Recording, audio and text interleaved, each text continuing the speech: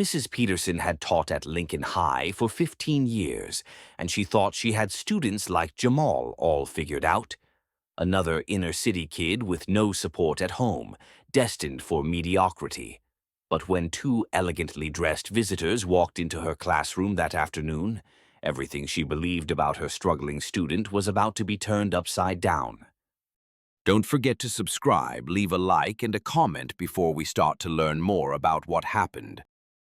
The harsh fluorescent lights of room 204 at Lincoln High School cast an unforgiving glow across worn desks and faded motivational posters. The afternoon atmosphere was dreary, sapping energy from even the most enthusiastic students. Mrs. Carol Peterson stood at the front of her AP American History class, a 52-year-old woman with graying hair in a tight bun and wire-rimmed glasses. She had taught at Lincoln High for 15 years, developing strong opinions about which students had potential and which were taking up space in advanced placement courses. Jamal Williams sat in his usual third-row spot, quietly taking notes as Mrs. Peterson discussed the Civil War. At 16, Jamal was tall with an athletic build from playing varsity basketball. He wore a simple hoodie and jeans, but Mrs. Peterson saw his casual dress as evidence of academic disinterest. What Mrs. Peterson didn't know was that Jamal consistently scored among the top 5 students in her class. His essays were thoughtful and well-researched, his test scores impressive, and his class participation demonstrated sophisticated understanding that surpassed many peers. But Mrs. Peterson had categorized Jamal from day one. She saw a young black male from what she assumed was a disadvantaged background, placing him in a category difficult to escape. Her interactions were colored by preconceptions about his capabilities, motivation, and future prospects. The trouble started small. Mrs. Peterson called on Jamal less frequently, even when his hand was raised. When he participated, she responded with lukewarm acknowledgement or redirected to white students to build on his ideas. She mispronounced his last name despite corrections and made insulting assumptions about his background. Today's lesson focused on Reconstruction-era policies, with Mrs. Peterson explaining economic challenges faced by newly freed slaves. As she spoke, she began weaving in contemporary parallels she clearly believed were relevant. Now, class, it's important to understand that many individuals lacked the cultural foundation for success in a market economy, Mrs. Peterson said pedantically. They had become dependent on a system providing basic needs, suddenly expected to compete requiring education, discipline, and personal responsibility. Jamal shifted uncomfortably, seeing where this was heading. This is why we see similar challenges in certain communities today, Mrs. Peterson continued, her gaze settling on Jamal with unmistakable intent. When there's a lack of emphasis on academic achievement and personal accountability, the cycle continues. Some families simply don't prioritize education. The classroom fell silent. Students glanced nervously at Jamal, recognizing Mrs. Peterson's comments were directed at him. The air grew thick with tension. Jamal raised his hand, voice steady but firm. Mrs. Peterson, I don't think it's fair to make assumptions about entire communities without understanding specific circumstances. Many factors contribute to educational outcomes, including resources, teacher expectations, and systemic barriers unrelated to family values. Mrs. Peterson's face flushed at being challenged. Mr. Williams, while I appreciate your perspective, academic success ultimately comes down to individual effort and family support. Students who excel typically have actively involved parents with high achievement standards. The implications stung. Mrs. Peterson suggested Jamal's academic performance was deficient due to lacking family support, despite his excellent grades. I respectfully disagree, Jamal replied calmly, despite growing anger. Research shows teacher expectations play crucial roles in student achievement. When educators believe in students' potential and provide appropriate support, students rise to meet expectations regardless of background. Mrs. Peterson wasn't accustomed to being contradicted. Mr. Williams, perhaps focus more energy on your academic performance and less on debating educational theory. Your last essay, while adequate, showed significant room for improvement. This was particularly galling since Jamal's essay had received an A-, with insights that impressed even him upon rereading. Furthermore, Mrs. Peterson continued, I've noticed you seem more interested in basketball than preparing for your future.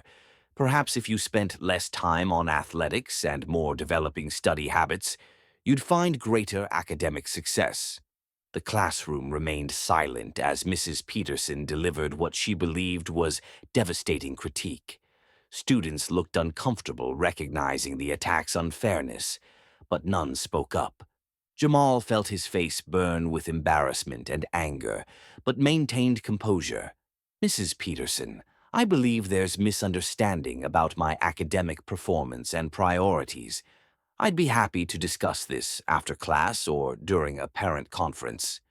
Mrs. Peterson smiled condescendingly. Oh, I think a parent conference is excellent, Mr. Williams. I'd very much like meeting your family to discuss your attitude and academic trajectory. Perhaps they can help you understand the importance of approaching education more seriously.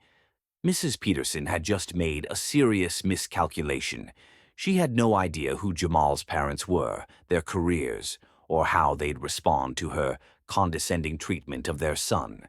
That evening, Jamal went home to the elegant colonial house in one of the city's most prestigious neighborhoods. The house was filled with books, academic journals, and awards, recognizing achievements in education and community service. Dr. Marcus Williams, Jamal's father, was Dean of Education at the State University, a position held for 8 years after distinguished careers as high school principal and educational researcher. He held a Ph.D. in educational leadership and was nationally recognized for work on closing achievement gaps and promoting educational equity.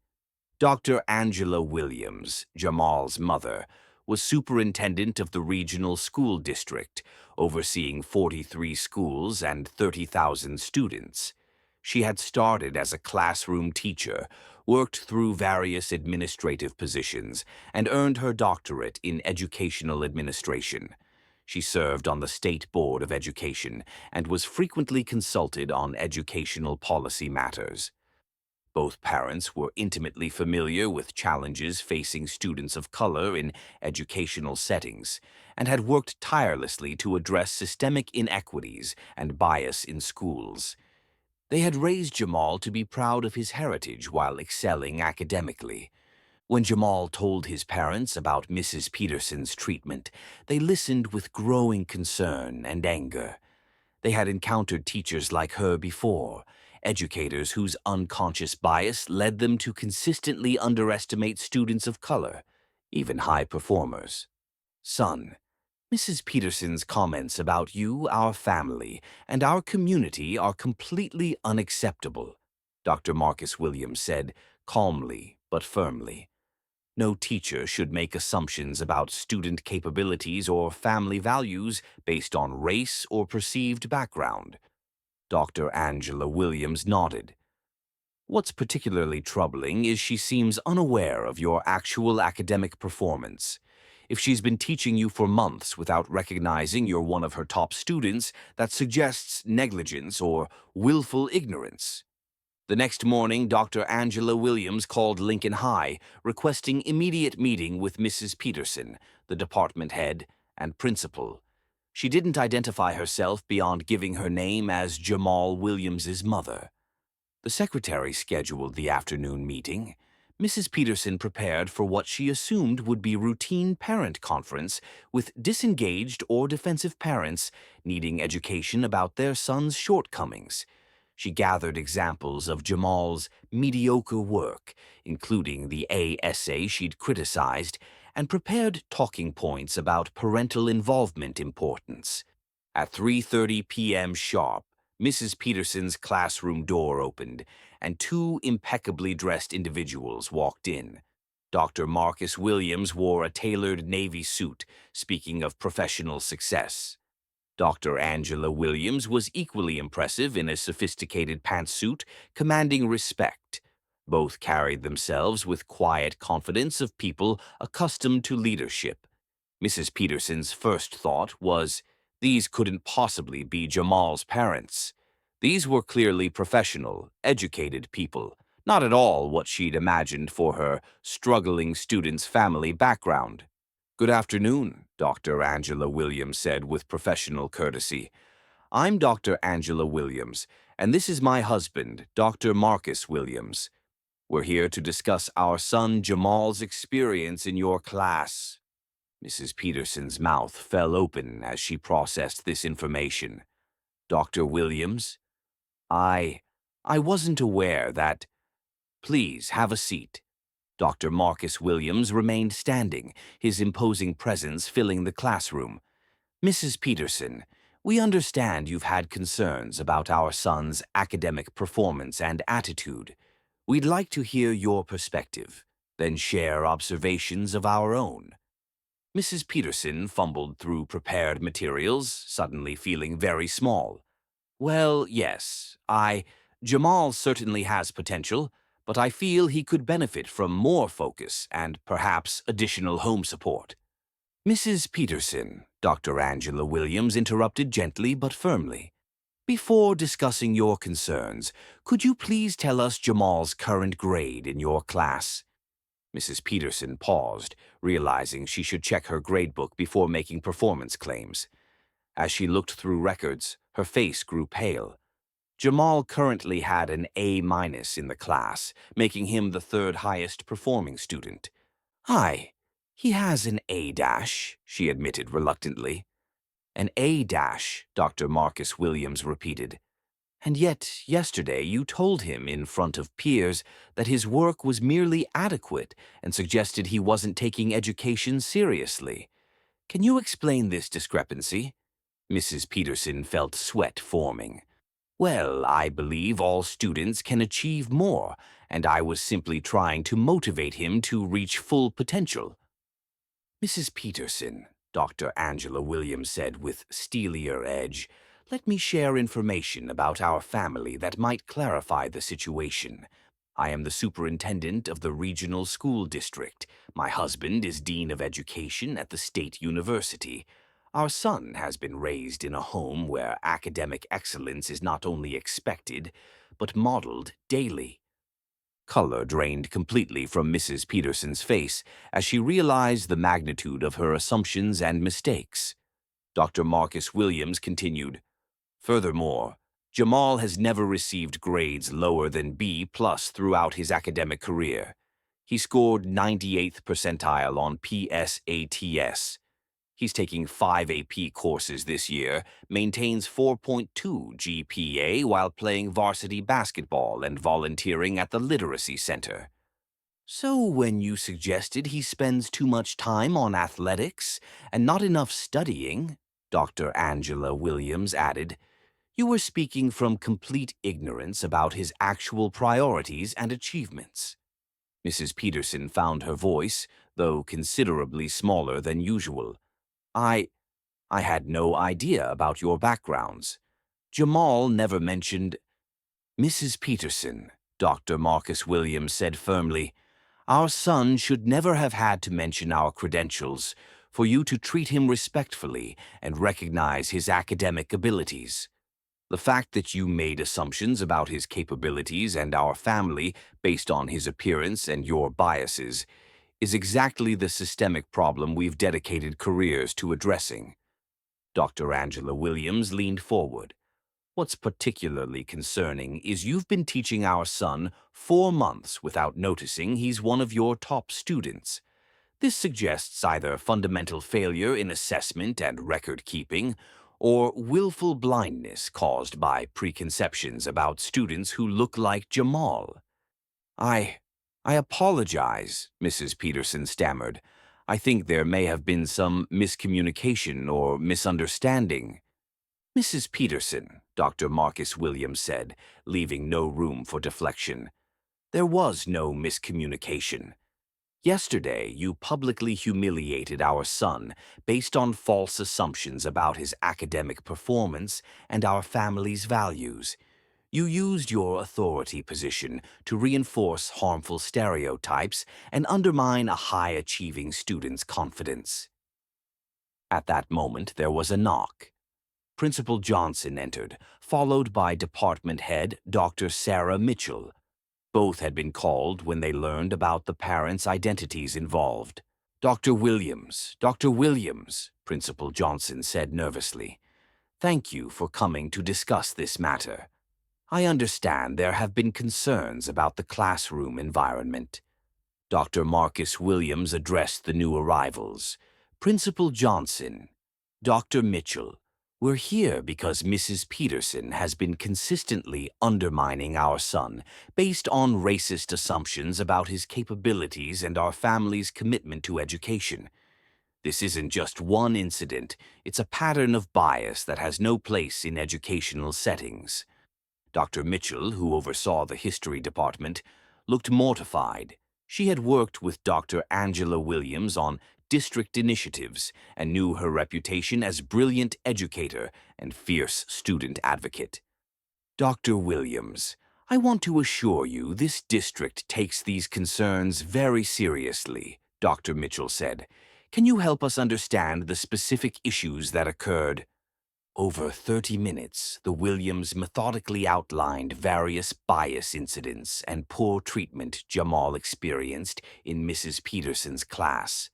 They presented documentation of his actual academic performance, contrasted with Mrs. Peterson's characterizations, and explained how her behavior violated district policies on equity and student respect. Mrs. Peterson sat quietly throughout, realizing her assumptions had led to a situation potentially ending her career. She watched supervisors take careful notes and exchange concerned glances. Mrs. Peterson, Principal Johnson said finally, do you have any response to these allegations? I think I may have made errors in judgment, Mrs. Peterson admitted reluctantly. I certainly never intended to treat Jamal unfairly, and I apologize if my actions have been misinterpreted. Dr. Marcus Williams stood up, his height impressive in the small classroom. Mrs. Peterson, this isn't about misinterpretation. This is about consistently failing to recognize and nurture a high-achieving student's talents because your biases prevented seeing his actual capabilities. Dr. Angela Williams added, what's most troubling is that if we were not in positions to advocate effectively for our son, this treatment might have continued throughout the school year, potentially damaging his confidence and academic trajectory. Principal Johnson cleared his throat. Dr. Williams, I want to assure you that we will be conducting a thorough investigation of this matter. Mrs. Peterson will be required to undergo sensitivity training, and we will be reviewing her interactions with all students to ensure this pattern does not continue. Additionally, Dr. Mitchell said, I will be conducting more frequent classroom observations and will be working with Mrs. Peterson to ensure that her teaching practices reflect our district's commitment to equity and inclusion. Dr. Angela Williams nodded. We appreciate your prompt response, but we want to be clear that we will be monitoring this situation closely. Our son deserves to learn in an environment where his achievements are recognized and his potential is nurtured, not where he has to overcome his teacher's biases. Mrs. Peterson finally found her voice again. Jamal, Dr. Williams. Dr. Williams, I owe you a sincere apology. I realize now that I made assumptions that were unfair and harmful. I will work to do better in the future. Dr. Marcus Williams looked at her seriously. Mrs. Peterson, apologies are important, but what matters most is changed behavior. Our son will remain in your class for the remainder of the year, and we will expect to see immediate and sustained improvement in how he is treated. Furthermore, Dr. Angela Williams added. We hope this experience will prompt some reflection on how you view and interact with all of your students, not just Jamal. Every child deserves to have their potential recognized and nurtured, regardless of their background or appearance. As the meeting concluded, Mrs. Peterson was left to contemplate the magnitude of her mistakes. She had allowed her unconscious biases to blind her to the achievements of one of her best students, and in doing so, she had revealed the depth of her prejudices to two of the most respected educators in the region. The next day, Mrs. Peterson's approach to teaching underwent a dramatic transformation. She made a point of acknowledging Jamal's contributions to class discussions, praising his insightful essays, and ensuring that her expectations for all students were based on their actual performance rather than her assumptions about their backgrounds. Word of the incident spread quickly through the school's administrative circles, and Mrs. Peterson became an inadvertent case study in the importance of examining one's own biases and assumptions. The district used the situation as a training opportunity, helping other educators recognize how unconscious bias could affect their interactions with students. For Jamal, the experience was both validating and educational. He learned that his parents would always be his advocates, but he also learned the importance of speaking up for himself and his classmates when faced with unfair treatment. Dr. Angela and Dr. Marcus Williams used the incident as an opportunity to strengthen their ongoing work in educational equity. They shared their experience at conferences and workshops, helping other educators understand how bias could manifest in seemingly well-intentioned interactions with students. Most importantly, the incident served as a reminder that excellence comes in many forms and from many backgrounds. Students should be judged by their performance, their character, and their potential, not by their teachers' preconceptions about who they are or where they come from. Mrs. Peterson never forgot the lesson she learned that day in room 204. She went on to become a more thoughtful and equitable educator, though she always remembered the embarrassment of being educated by the parents of the student she had so thoroughly underestimated. The story became a powerful example of how important it is to look beyond surface appearances and assumptions to see the true potential that exists in every classroom, waiting to be recognized and nurtured by educators who believe that all students can achieve greatness when given the proper support and encouragement.